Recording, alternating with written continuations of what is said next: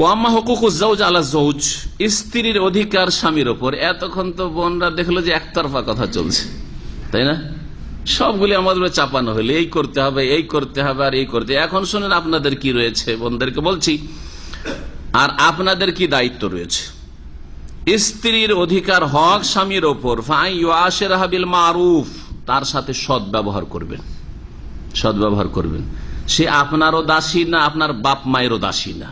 বাঙালি সমাজে হিন্দু সভ্যতা রয়েছে, বিয়ে করতে যায় বলে যে মা তোমার জন্য দাসী আনতে যাচ্ছি। শুনেছেন এটা কথা? হারাম নাজায়েজ কথা এটা। এটা দাসী না, এটা আপনার জীবন সঙ্গিনী, এটা শরীকায়ে হায়াত, সারা লাইফের, সারা জিন্দগির আপনার সঙ্গিনী। হ্যাঁ, দুঃখে সুখে তার, সুখে শরিক হইতে হবে আপনাকে তার, আর সে আপনার শরিক থাকবে। কি করে দাসী বলছেন? আপনারও দাসী না তো আপনার বাপের আর মায়ের দাসী হতো দূরের কথা, আপনার বাপ মায়ের দাসীর প্রশ্নই উঠে না। হ্যাঁ, তবে আপনাকে সুখী করার জন্য, আপনাকে খুশি করার জন্য, আপনার সাথে একই সাথে যদি বাপ মা থাকে তো তাদের জন্য রান্না করে নেওয়া, তাদের জন্য খাদ্যের ব্যবস্থা করা, তাদের একটু খোঁজ খবর রাখা, সেবা যত্ন করা, এটা ঠিক আছে। এতটুকু অবশ্যই চাপ দেওয়া যাবে, বা এটা শরীয়তের নির্দেশ। কারণ স্বামী এর মাধ্যমে কি হবে? স্ত্রীর উপর খুশি হবে, সন্তুষ্ট হবে। কিন্তু আমাদের দেশের পারিবারিক কাঠামো, 5 ভাই, কম করে বললাম, আরো বেশি থাকতে পারে, আমাদের মতো 9 ভাই হইতে পারে, তাই না? 5 ভাই 7 ভাই, আর বিয়ে তো কেউ করবে না। ওই বড় ভাই বিয়ে করেছে একটা, না হয় মেজোটার বড় ভাই, ও বাবু বিয়ে করবে না, বলছে আমি পায়ে দাঁড়াইতে পারিনি, তখন 2 নম্বরটা দিয়েছে। বিয়ে করেছে মাত্র একজন, একটা বৌমা, আর শাশুড়ি মনে করেছে আরে বউ চলে এসছে, আবার আমি কেন রান্না করব? হ্যাঁ, এখন সব বউ করবে। আর কার জন্য? স্বামীর জন্য, তারপরে ছেলে মেয়ের জন্য, তারপরে স্বামীর বাপ মায়ের জন্য, শ্বশুর শাশুড়ির জন্য, আর তারপরে যে আরো 8-9 ভাই আছে সবগুলির জন্য রান্না করতে হবে, আর সবগুলির খাবার দাবার প্রস্তুত করতে হবে। এগুলি এমন বোঝার বোঝা, মা আনজালাল্লাহু বিহা মিন সুলতান, যেগুলির দলিল প্রমাণ আল্লাহ পাক নাযিল করেন নাই। যে আপনার স্ত্রীর দায়িত্ব আছে যে দেবর ভাসুর গোটা গোষ্ঠীর রান্না করে খাওয়াইতে হবে, কোথাও নেই এগুলো। এগুলি হচ্ছে জুলম, অত্যাচার স্ত্রীদের উপর। শরীয়ত মধ্যপন্থা অবলম্বন করেছে। আপনাকে সন্তুষ্ট রাখার জন্য আপনার বাপ মায়ের খেদমত করতে হবে, কিন্তু তাই বলে আপনার ভাইদের বিয়েদের সাবালক হয়েছে, বিয়ে সোজা বিয়ে করুক, আর তার পর্দার সাথে তারা নিজের স্ত্রীদের গিয়ে না। তো কোথায় পর্দা থাকে? একটা যদি আপনার স্ত্রী থাকে আর 5 ভাই 7 ভাইয়ের সামনে একই অন্যে একই উঠানে চলাফেরা করে, কোথায় পর্দা থাকে? পর্দার গর্দা উড়িয়ে ফেলে দিচ্ছে। ভালো আচরণ করবে স্ত্রীর সাথে, এটা হচ্ছে স্ত্রীর হক। ওয়াইয়ামিলহা বিল ইহসান, তার সাথে সদ্ব্যবহার করবে, ইহসান করবে, তার উপকার করার চেষ্টা করবে। ওয়াহফাজু হুরমাতাহা, তার মান মর্যাদার খেয়াল রাখবে, মানহানি করবে না। স্ত্রী আমার চাইতে ছোট, আমার অধীনে, সেই জন্য তার উপরে মানসিক কষ্ট দেবে, অথবা শারীরিক কোনো কষ্ট দেবে, অথবা তার মান সম্মানের খেয়াল রাখবে না, যখন তখন তার মানহানি করবে না, এরকম করবে না। লজ্জিত করবে, অপদস্থ করবে না, কখনো না কারো সামনে। ওয়ায়ুরাই রাহাতাহা ফিতরাতাহা, তার আরাম বিশ্রামের খেয়াল রাখবে। তার প্রাকৃতিক যে ক্ষমতা রয়েছে, শারীরিক কাঠামো রয়েছে, সেগুলির খেয়াল রাখবে যে এই শরীরে, এই স্বাস্থ্যে এতটুকু কাজ করতে পারবে না, তার সহযোগিতার প্রয়োজন রয়েছে, ইত্যাদিগুলো খেয়াল রাখবে। ওয়ায়ুইনুহা ফি খিদমাতি বাইতিহা, বাড়ি যে সেবা যত্ন করছে স্ত্রী, সেই ক্ষেত্রে স্বামী তার সাহায্য সহযোগিতা করবে। ওয়ায়ুশারিকুহা ফি সুরুরিহা, সুখেও শরীক হবে। স্ত্রী যখন খুশিতে থাকবে তখন আপনাকে খুশি হতে হবে। আর স্ত্রীর ভাইয়ের বিয়ে, বোনের বিয়ে, বাড়িতে কিছু খুশি একটা আনন্দ হয়েছে, সে একটু আনন্দ করতে চায়, আপনিও তার সাথে আনন্দিত হন, তার সাথে আপনিও একটু শরীক হন।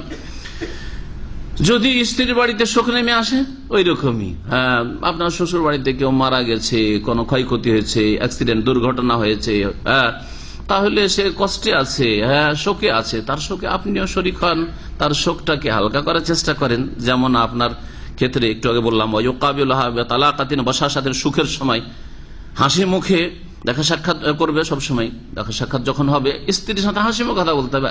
স্ত্রী যেন আমার সাথে হাসি মুখে কথা বললে, আর আপনি হাসি মুখে কথা বলবেন না, আপনাকেও হাসি মুখে কথা বলতে হবে, এক পক্ষ থেকে নয়। নম্র ভাষায় কথা বলে সম্বোধন, সব সময় একবারে মিলিটারি মেজাজ বুঝেন তো, হ্যাঁ, করো ব্যাস, করিও না এইরকম নয়। নরম ভাষায় কথা বলে সম্বোধন করবো। ফিল ইনফাক আলাইহা, খরচ খরচার ক্ষেত্রে যতটা লাগে একটু বেশি করে দেওয়ার চেষ্টা করবেন। হ্যাঁ, যতটা লাগে একটু বেশি করে দেওয়ার চেষ্টা করবেন। ওয়াসুন সৌরাহা, তার অনুভূতির খেয়াল রাখবেন, আর তার পরিবারের একটু খেয়াল রাখবেন, তার পরিবারকে কষ্ট নয়, আপনার কথার দ্বারা তার পরিবারকে কষ্ট হয় না। আমাদের দেশে জোড়া গালি আছে, জোড়া গালি বুঝেন? জোড়া গালি বুঝেন না? বুঝেন না? হ্যাঁ, স্ত্রীকেও গালি দিচ্ছে, ওর বাপকেও গালি, ওর মাকেও গালি, ঠিক না? হ্যাঁ, অথবা বলছে যে তোর ভাই এরকম, তোর বোন এরকম, হ্যাঁ এইরকম হয়তো, হ্যাঁ, এগুলিতে কষ্ট হয় না? কষ্ট হয় না? বড় কষ্ট হয়। আপনাকে যদি আপনার স্ত্রী বলে যে তোমার বোন এইরকম, আর খারাপও যদি আপনার বোন, আপনাকে ভালো লাগবে না কিন্তু, ঠিক না? আপনার ভাই চোর, ও আপনার ভাই তো চোর, হ্যাঁ, আপনার বংশ তো চোর আছে, আসলে চোর, তারপরও খারাপ লাগবে আপনাকে, লাগবে না? যে আমাকে কষ্ট দেওয়ার কথা বলছে। তো এটা ওই পক্ষের ক্ষেত্রেও খেয়াল রাখতে হবে। ওয়াহফাজু কারামাতাহা, তার সম্মানের খেয়াল রাখবে, সম্মানের সুরক্ষা করবে। ওয়ালা ইয়ামনাউহা আনহুম, আর স্ত্রী যদি বাবার বাড়ি যেতে চায়, বাপ মায়ের সাথে দেখা সাক্ষাৎ করতে চায়, ভাই বোনের সাথে দেখা করতে চায়, আর সেখানে মান ইজ্জত নষ্ট হওয়ার আশঙ্কা না থাকে, অবশ্যই যেতে দেবেন। মান ইজ্জত নষ্ট হওয়া, যেমন হয়তো বোনের বাড়ি যদি যেতে চায়, সেখানে পর্দা নেই, আর ওই সেই বোনের জামাই সে দিনদারও নাই, তাহলে অবশ্যই সেখানে ভালো পরিবেশ নেই, ইসলামিক পরিবেশ নেই, তাহলে যেতে দেবেন না। বলছে ঠিক আছে, তোমার বোন যখন তোমার বাবার বাড়িতে আসবে, আর তোমার বাবার বাড়িতে পর্দার ব্যবস্থা আছে, সেখানে তোমার বোনের সাথে দেখা করে আসো, দেখা করার সুযোগ করে দেন, দেখা করার সুযোগ করে দেন। কিন্তু যেখানে দেখবেন যে আমার মান ইজ্জত নষ্ট হওয়ার ভয় আছে, আমার স্ত্রীর মান ইজ্জত নষ্ট, বেহায়া বেপর্দা হওয়ার আশঙ্কা রয়েছে, সেখানে পাঠাবেন না। ওয়ালা ইউকাল্লিফুহা মিনাল উমুরি মা লা তুতিকু, আর এমন দায় দায়িত্বের বোঝা চাপিয়ে দেবেন না যা তার পক্ষে করা সম্ভব না। এত কাজ দিয়ে দিয়েছেন, গ্রামে গঞ্জে মহিলাকে রান্না করতে হবে, হ্যাঁ, আর মাঠে না যেতে হইলো এই গরুর ঘর সাফ করতে হবে, গরুর ছানি কেটে দিতে হবে, শুকাইতে হবে, ধান শুকাইতে হবে, এই করতে হবে। তারপরে আজকাল তো আলহামদুলিল্লাহ যাক, মহিলাদেরকে চাল কোটাইতে হয় না, তারপরে আটা পিষতে হয় না, এককালে সব করতে হয়েছে, সব রেডি করতে, বড় রাত্রে উঠে যেতে হবে বউকে, সব করে রেডি করে নাস্তা দাও, কত বোঝা চাপা এদের।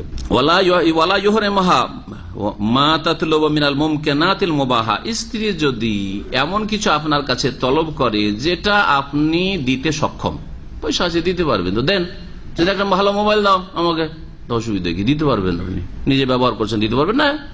অবশ্যই দিতে পারবেন। আমাকে একটা মালনা দাও, দিতে পারবেন তো দেন। ওয়াইশরিকা মাসালিহিল মুশতারাকা, আর যেগুলি দুইজনের স্বার্থ, এই কাজগুলিতে, এই কাজগুলি করলে এতে আমারও ফায়দা আছে, আমার স্ত্রীর ফায়দা আছে, ওগুলোতে আপনি শরীক হবেন। দিন সম্পর্কে আপনার স্ত্রী যদি না জানে, মাসলা মাসাইল শিখাবেন, এটা ফরজ। ফরজ নামাজ আদায় করছে কিনা খোঁজ খবর রাখবেন ভালো করে, হারাম থেকে বাঁচছে কিনা আপনার স্ত্রী ভালো করে খোঁজ খবর রাখবেন, পর্দা আমার বাড়িতে করে কিন্তু শ্বশুর বাড়ি গেলে করে কিনা খোঁজ খবর রাখবেন, এগুলি আপনার ফরজ দায়িত্ব। যদি স্ত্রী কখনো রেগে যায়, গরম হয়ে গেছে, মাঝে মাঝে হয় যে স্ত্রীর মেজাজ গরম হয়ে গেছে, তাহলে কি করবেন আপনি? আরো বেশি গরম হয়ে যাবেন, গরম দিয়ে গরম দূর করবেন নাকি? না, বরং ধৈর্য ধারণ করবেন। এক পক্ষ যদি চুপ হয়ে যায়, তাহলে অনেক তালাকের হার কমে যাবে। যখন তর্ক বিতর্ক শুরু হবে, একজন চুপ হয়ে যেতে হবে, এটা হচ্ছে তারিখ। যদি দেখেন যে আমার স্ত্রী বেশি রেগে গেছে, আমি এখন ঠান্ডাতে আছি, তাহলে আপনি থেমে যান, চুপ হয়ে যান। ওখানে যদি থেমে শুনতে না পারেন, যে শুনলে আমি বেশি গরম হয়ে যাবো, তো একটু বেরিয়ে চলে যান, আর শুনবো না ওইসব কথা। আর স্বামী বেরিয়ে গেলে তো রিয়াকশন হয় না, কিন্তু স্ত্রী বেরিয়ে যদি চলে যায় তো বিপদ আছে, ঠিক না? গাল দিচ্ছে, ও যদি গাল শুনবে না, বেরিয়ে চলে যায়, তো মার খেতে হবে, জানতেই যাবে হয়তো, যে শুনবি না তুই, তোকে এই সামনে গাল দিব তোকে, হ্যাঁ, আর মারবো। এই সব জুলুম চলে এক শ্রেণীর স্বামীদের পক্ষে। এক কথায় ধৈর্য ধারণ করতে হবে। ওয়ালা ইউহরিমু মুহাক্কান মাশরুআন লাহা, শরীয়ত সম্মত কোন অধিকার যদি থাকে তা থেকে বঞ্চিত করবেন না। ওয়া হুরিয়াতা, তার স্বাধীনতার খেয়াল রাখবেন। স্ত্রীর স্বাধীনতা, নারী স্বাধীনতা সম্পর্কে আমার একটা বক্তব্য আছে। কতটুকু স্বাধীনতা আছে? হ্যাঁ, স্বাধীনতা আছে। যদি সে দিন শিখতে চায়, দিন শিখতে নিয়ে যাবেন। আপনার স্ত্রী আসতে চায়, চলেন আমি ইসলামিক সেন্টারে, বলছেন না আমার সময় নেই, তো যাই, তাহলে আমি আমার অমুক বোনের সাথে যাবো, না তুমি যেতে পারবে না। আরে কেমন কথা? না, যে অধিকার, তার স্বাধীনতা আছে ইসলাম শিখার, ইসলাম শিখা তার ফরজ। হ্যাঁ, তো যেই স্বাধীনতার আল্লাহ পাক দিয়েছেন স্ত্রীদের, ওই স্বাধীনতার ক্ষেত্রে তাকে বাধা দেওয়া চলবে না। এখন মাসলা মাসাইল আসবে, দেখতে হবে যদি শুধু মহিলাদের মধ্যেই চাকরি বাকরি হয় আর সেখানে কোন পুরুষের, যেমন সৌদি আরবে মহিলা মাদ্রাসাগুলিতে রয়েছে, আর চাকরি করতে চাই, সেই ক্ষেত্রে অনুমতি দেওয়া যেতে পারে। আবার যদি স্বামী মনে করে যে না আমি অনুমতি দেব না, তাও জায়েজ রয়েছে। এই বিষয়গুলিতে দ্বিমত রয়েছে। তবে এই রকম ক্ষেত্রে স্বাধীনতা দিলে যদি কোনো ক্ষয়ক্ষতির আশঙ্কা না থাকে দিতে পারে।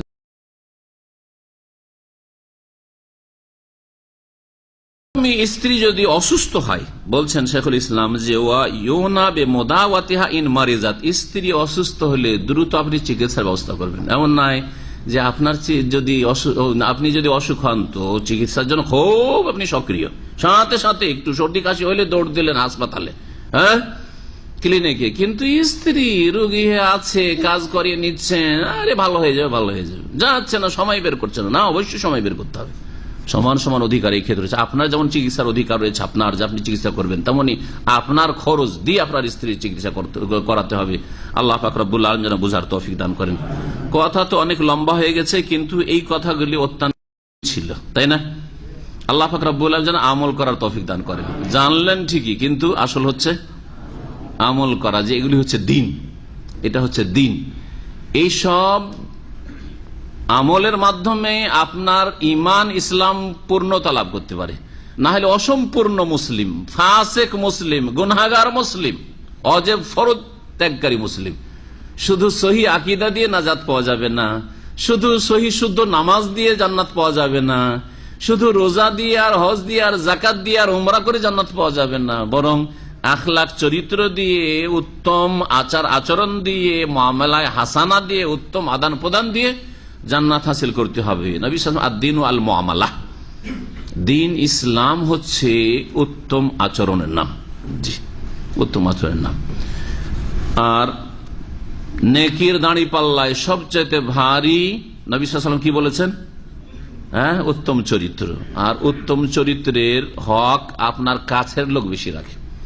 আপনার যে উত্তম চরিত্রটা আছে সেটা আপনার লৌকিকতার পর্যায়ে না থাকে, মানে লোক দেখানো। আপনার অফিসে কত ভদ্র মানুষ, আপনি আপনার মার্কেটে মাশাআল্লাহ কত চরিত্রবান মানুষ, কিন্তু বাড়িতে চরিত্রহীন, বাপ মায়ের সাথে চরিত্রহীন না।